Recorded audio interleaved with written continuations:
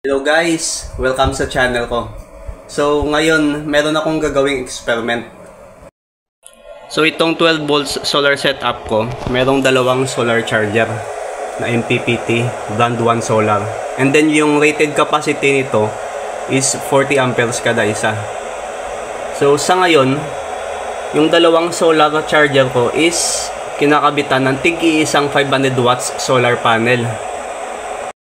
So pag kinumbine tong dalawa, meron siyang 1000 watts na galing sa solar panel. And since meron pa akong isang solar panel dito na 500 watts, yung gagawin kong experiment, yung isang solar charger ko, kakargahan ko ng dalawang solar panel na 500 watts. So magiging 1000 watts na yung solar panel nito at yung isa naman is maintain na siya sa 500 watts. So, bali yung mangyayari nito guys, yung isang solar charger ko, dodoble yung capacity niya. So ito 500, ito 1000, and then halimbawa, pag nag-output yung solar panel nito ng 100, ni-expect natin na magiging 200 yung output nito. Pero yung experiment na to guys, hindi pa ako sure kung mag-work. Kasi yung tulad ng sinabi ko, dodoble yung capacity nito. Halimbawa, pag nag-output ng 100, magiging 200 to. Yun yung ina-expect natin. Pag nag 200 to, magiging 400 to. Pero later explain ko, may limitation to eh.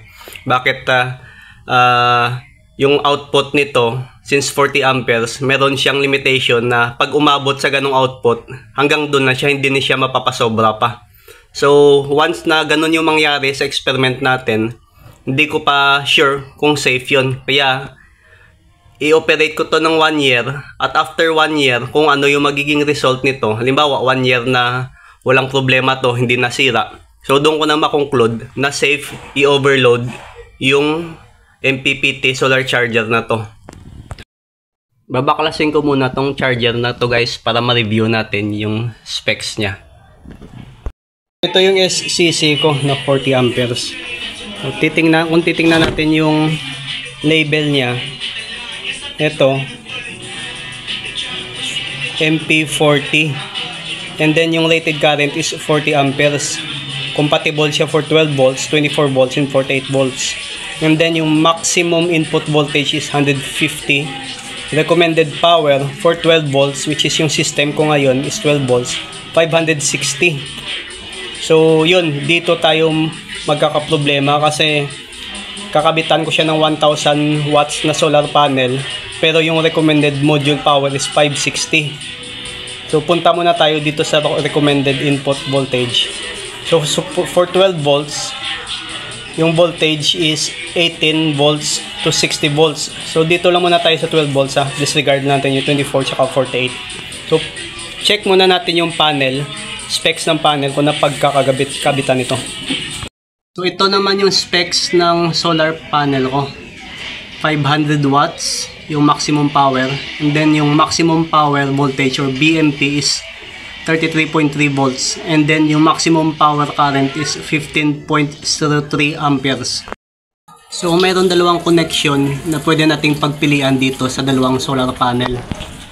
So merong series connection tsaka yung parallel connection. Pag series connection, yung voltage or VMP is dodoble since dalawa yung panel na gagamitin natin. Tapos yung current niya or IMP stay the same. Pag pinarallel connection naman natin, yung VMP 33.3 or magsi-stay the same siya. Pero dodoble naman yung current or yung IMP. Magiging 30.06 na. So balik tayo dito sa specs ng SCC natin. So sabihin natin na igawin nating series connection yung dalawang solar panel na tigpa 500 watts. So pag series connection, yung voltage nun for 2 pieces is dodoble din.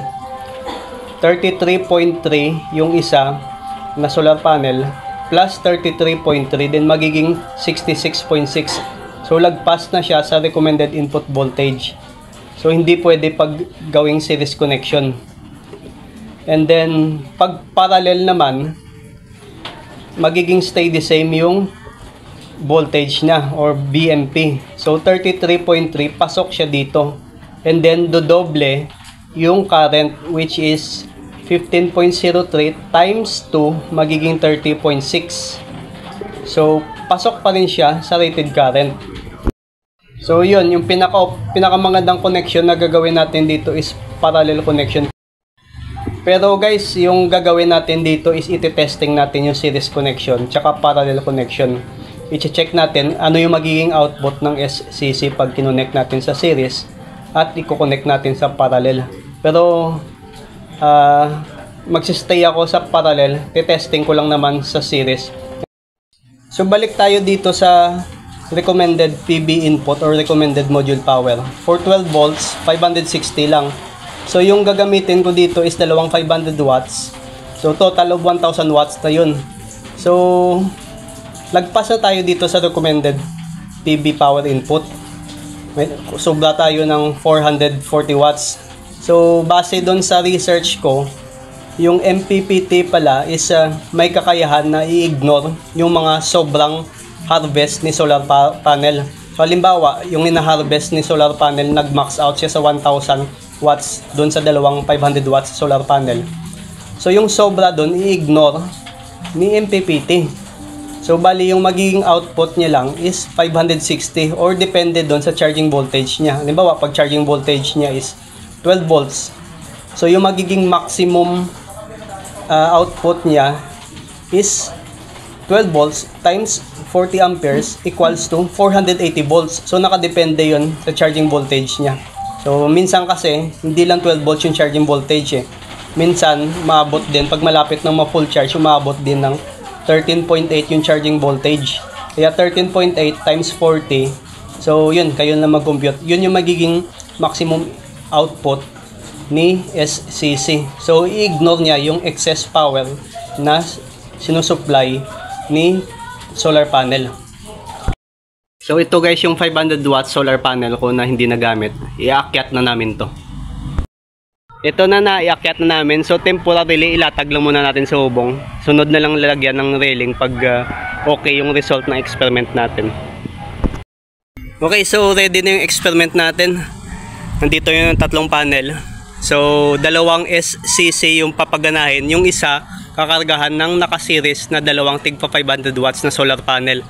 At saka naman yung isa is 500 watts sa isang solar charger naman siya. So guys, ready ng solar charger natin. So ito is para sa 500 watts na isang piraso. And then ito naman is para sa dalawang piraso na tigpa 500 watts na naka-series. So una, buksan muna natin yung breaker from SCC to battery.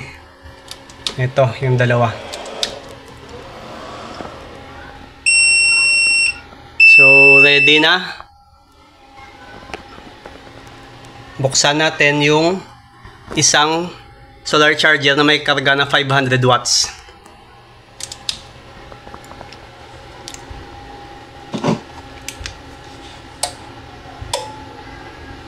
So yun, ready na siya at nag-uumpisa ng pumarga. So sa ngayon is mga nasa 200 watts yung harvest niya.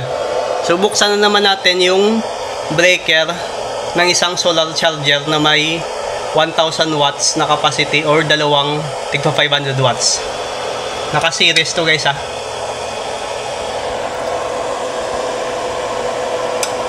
Ayun. Gumana na. So 425 yung hina-harvest niya. So, tingnan natin kung dumoble. 223, 220. So almost nag-double guys. So walang waste ngayon. So ang problema lang kung titingnan natin, yung charge niya is 59.9 or umabot na ng 60 volts eh. Yung magiging issue lang dito is naka-max na yung recommended input voltage. So yun, 557, 245. So okay tayo dito sa series.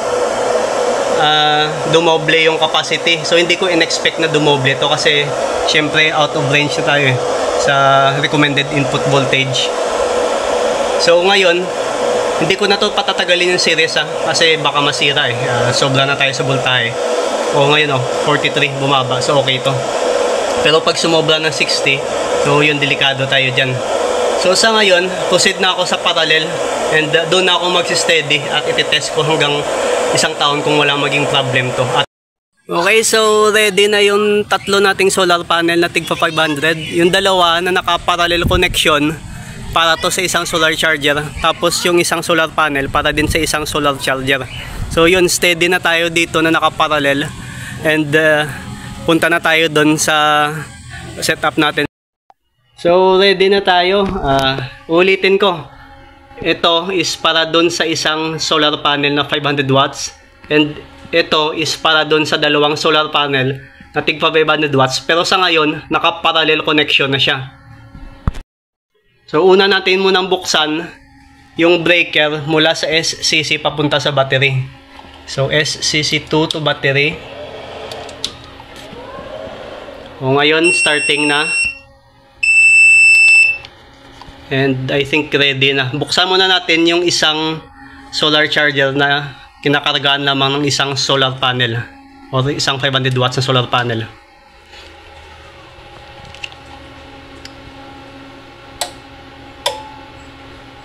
So yun, umpisa na siyang kumakarga. So sa ngayon 185 watts yung harvest ng isang solar charger natin. Dito na tayo sa 1000 watts na solar panel para sa isang solar charger.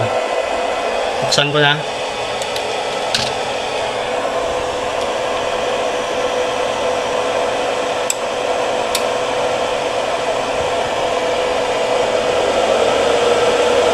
Okay, so ito, nasa 350 watts. So maganda yung result ngayon. So tingnan natin kung dumoble.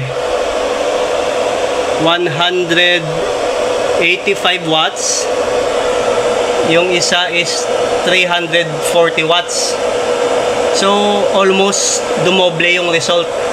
So 175 dapat 350 ito. So yun, siguro mga nasa 30 watts lang yung kulang nito para dumoble yung result. So sa ngayon guys, nakita na natin yung result para doon sa parallel connection. Same lang yung harvest doon, almost dumoble pag isa lang yung panel na ginamit. So check natin yung voltahe. So sa ngayon is 29.2 volts. So within the range tayo ng recommended input voltage. And then yung current is 26.31 amperes. So okay tayo dito. So steady tayo dito sa parallel connection at susubukan natin to sa loob ng isang taon. Kung walang problem, doon na ako makapagsabi na safe gamitin yung 40 amperes watts na solar charger para sa 1000 watts na solar panel. Saglit lang to guys Yung isang SCC 282. Yung isa is 507. Ulitin ko. 284 charging voltage is 13.53. Yung isa is 505 watts. Charging voltage is 13.57. Isa pa. 270 watts. 495. So, binilisan ko lang guys kasi nahihirapan akong i-timing na malakas yung harvest. Maulap kasi ngayon And kanina pa ako naghihintay na magiging maganda yung sikat ng araw. So, by the way guys, yung term ko na ginamit na overload, hindi ako sigurado kung tama yun. Kasi hindi naman talaga natin pinipersa yung solar charger na mag-output ng 1000 watts So, kumbaga, may input siya na 1000 watts pero nilimit na yung output based doon sa rated capacity niya na 40 amperes. Kasi kung titingnan natin dito sa parameters guys, yun, nakalagay yung maximum value is 40 amperes and then set limit value is 40 amperes. Pwede to ma-adjust yung set limit value guys. Sa ngayon naka-max siya sa 40 amperes. Baka siguro gawin ko tong 35 amperes para hindi to laging masistress si solar charger ko. Kasi syempre lagi na siyang magiging max yung output niya dahil naka 1,000 yung 1,000 watts yung input niya from solar panel. Ito ngayon, bumagsak naman yung harvest. Bago ko nga pala makalimutan guys, baka may mag-comment o magtanong na 500 watts yung panel mo, tapos ang baba ng harvest mo, halos hindi makaabot ng 300 yung 500 watts panel mo. So konting background muna tayo guys, kasi ngayon is December and yung araw ngayon is nasa south siya banda, pero yung position ng solar ko naka face north siya. So siguro may imagine nyo na bakit ganun yung harvest. Hindi totally or malayo siya sa max power niya na 500 watts. Sa ngayon hindi siya favorable base sa orientation ng panel. Siguro guys, pag may pagkakataon na mai-video ko nito after 6 months o bandang June, kung saan favorable na yung orientation ng panel natin based dun sa posisyon ng araw, i-update ko kayo, mag-upload ako ng bagong video. So hopefully sana makauwi ako niyan dito sa probinsya namin, kasi babalik na ako sa Metro Manila doon kasi yung regular job ko. So kung hindi ako makauwi, papa-video ko lang sa kapatid ko para ma-post natin or ma-upload natin sa YouTube. So yun, nakita na natin yung result pag naka-series at naka-parallel connection yung dalawang 500 watts para sa 40 amperes na solar charger. Tulad ng sinabi ko, iraran ko yung parallel connection sa loob ng isang taon at i-inform ko kayo kung ano magiging result nito. Kung may sira, yun, iiwan lang ako ng message doon or sa comment. So sa mga viewers na may balak na i-overload yung solar charger, siguro sa ngayon hindi ko muna i-recommend kasi hindi pa natin proven kung safe ba or hindi. Baka kasi hindi aabutin ng isang taon to at masira dahil sa pag-overload natin. And sa mga viewers naman na may experience na ganito, paiwan naman ng message kung ano yung resulta sa setup nyo. So uulitin ko, sa ngayon hindi ko pa masabi or ma-recommend na safe i-overload yung solar charger natin. As of now, wala pa akong conclusion. So kung gusto niyo talagang i-overload yung solar charger, nasa sa inyo naman yan. So hanggang dito na lang yung video ko. Maraming salamat sa panonood and kita-kita na lang tayo sa susunod na video.